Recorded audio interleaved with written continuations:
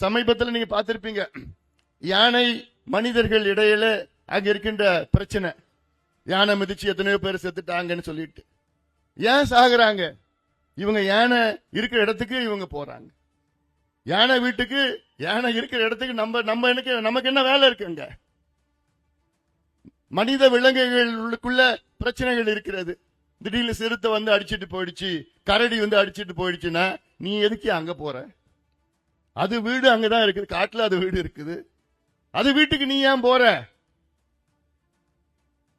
இப்ப யானை என்ன பண்ணோம்? யானைக்கு வேணும் தண்ணி வேணும். தண்ணி வந்து எங்க இருக்குது? ஆத்துல இருக்குது. தண்ணி ஆத்துல வந்து குடிக்கிற நேரத்துல இவங்க என்ன பண்ணிட்டாங்க? அந்த ஆத்துல செங்கல் சூளையை கட்டிட்டாங்க. அப்ப யானை எங்க போகுது தண்ணி குடிக்கிறதுக்கு?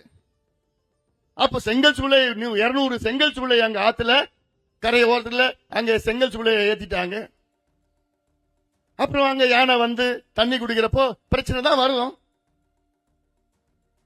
இது எவ்வளவு பேர் பேசிட்டு இருக்கலாம். இயற்கை வளங்கள் இதெல்லாம் நமக்கு.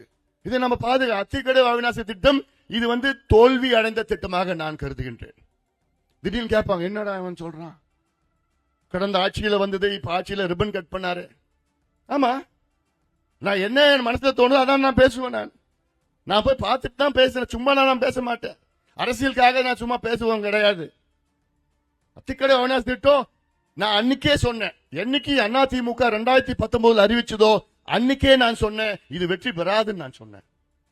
ஏன்னா இந்த திட்டம் இது அத்திக்கடவு அவிநாசி திட்டம் கிடையாது, இது காலிங்கராயன் அவிநாசி திட்டம். காலிங்கராயன் வாய்க்காலில் இருந்து நீரேற்று மூலமா 6 இடத்துல நீரேற்று மூலமா தண்ணியை கொண்டு வந்து இந்த பகுதிக்கு எடுத்துட்டு போறது. இங்க இருக்கின்ற அப்போ முதல்ல ப்ராஜெக்ட் ரிப்போர்ட் என்னன்னா ஒரு 700 ஏரிகள் நிரப்பணும்னு. பெரிய ஏரிகள், சிறு ஏரிகள், குறு ஏரிகள். ஆனா அதுக்கு பிறகு இன்னைக்கு 1046 ஏரிகளை நிரப்புகின்ற திட்டம். அது நல்ல திட்டம், ஆனால் முழுமையாக நிறைவேற்றப்படவில்லை. நான் கேட்டது 1532 கோடி ரூபாய் அதிமுக ஒதுக்கீடு செஞ்சாங்க. அப்பவே நான் சொன்னேன் 3500 கோடி ரூபாய் ஒதுக்கீடு பண்ணுங்க.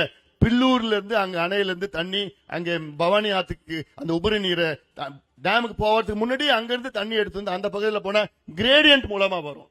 அவிநாசி பகுதி, காரமடை பகுதி, பெருந்துறை பகுதி எல்லாமே வறட்சியான பகுதி. இது செறிவூட்டுகின்ற திட்டம். இது இன்னைக்கு நிலத்தடி நீர் 1800 அடி இருக்கு. இந்த திட்டம் நிறைவேறினா 50 அடியில உங்க வீட்டு கிணத்துல தண்ணி கிடைக்கும், உங்க வீட்டு போர்ல தண்ணி கிடைக்கும், விவசாயம் பெருகும், 50 லட்சம் மக்களுடைய குடிநீர் பிரச்சனை தீரும். இதுதான் வேணும். பின்ன நீ அங்க போய் கிராமத்துல போய் ஓவர் ஹெட் டேங்க் லட்சக்கணக்கான ரூபாய் கட்டி அதுக்கு தண்ணி ஏற்றி சுத்தப்படுத்தலாம் வேண்டாம்.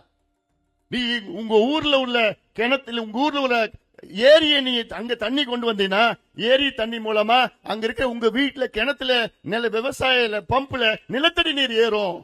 அதுதான் எங்களுக்கு வேணும். தண்ணி இல்ல, தண்ணி இருக்கு, நிறைய இருக்கு, தண்ணி போயிட்டு இருக்குது. இன்னைக்கு போனீங்கன்னா பவானி ஆத்துல வெள்ளம் போகுது. இன்னைக்கு நொய்யல் ஆத்துல அந்த சாக்கடை எல்லாம் அடிச்சிட்டு போகுது. இன்னைக்கு இப்படி தண்ணி இருக்கு. தண்ணி எங்க போகுது? காவிரியில மேட்டூர் டேம்ல தண்ணி அதிகமா போயிட்டு இருக்குது. எங்க போகுது? கடலுக்கு போகுது.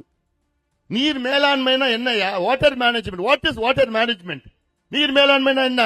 30 நாள் மழை பெய்த 30 நாள் மழையை சேமிச்சு அடுத்த 11 மாசம் பயன்படுத்துவது. ஒரு மாசம் பெய்யற மழையை நம்ம சேமிச்சு அடுத்த 11 மாசம் பயன்படுத்துவதுதான் நீர் மேலாண்மை, வாட்டர் மேனேஜ்மெண்ட். அவ்வளவுதான். இத செய்ய துப்பு கிடையாது. இதுக்கு 50 ஆண்டு காலம் 60 ஆண்டு காலம் ஆண்டுட்டு இருக்கிறீங்களே, எதுக்கியா உங்களுக்கு ஆட்சி? எதுக்கு நிர்வாகம்? நிர்வாகம் தெரியல, விட்டுட்டு போங்கயா. எங்க கிட்ட கொடுத்து பாருங்க கொஞ்ச நாள். எனக்கு வயிறு எரியுது. நான் எவ்வளவு இடத்துல நான் போய் பார்த்துட்டு இருக்கிறேன். நான் ஒவ்வொரு பகுதியிலும் ஒவ்வொரு திட்டம். எனக்கு அதுதான் எனக்கு முக்கியம்.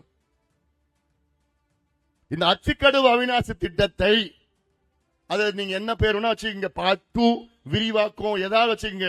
இன்னும் ஒரு 4000 கோடி ரூபாய் ஒதுக்கீடு செய்து அந்த திட்டத்தை முழுமையாக செயல்படுத்த வேண்டும். இதற்கு பாட்டாளி மக்கள் கட்சி அத்தனை அழுத்தங்களும் போராட்டங்களும் தொடர்ந்து செய்யும்.